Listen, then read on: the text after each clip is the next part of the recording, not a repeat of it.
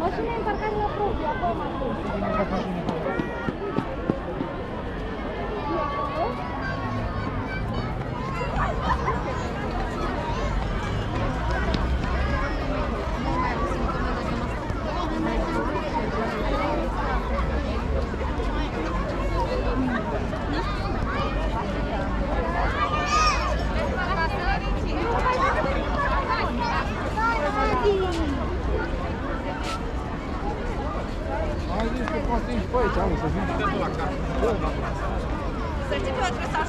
Păi și eu la fel.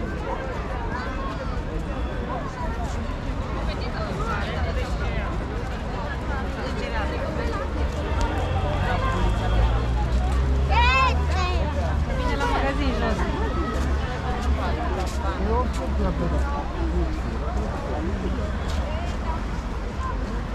Este compania.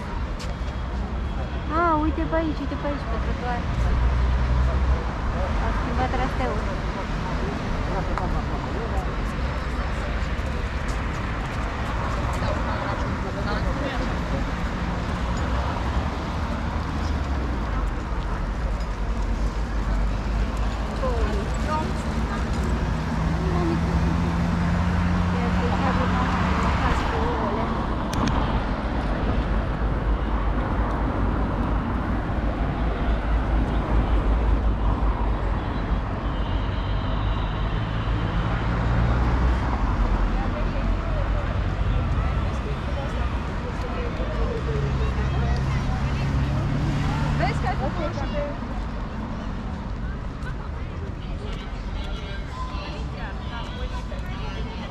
Poliția, dacă nu ești cu minte, îți dă amendă.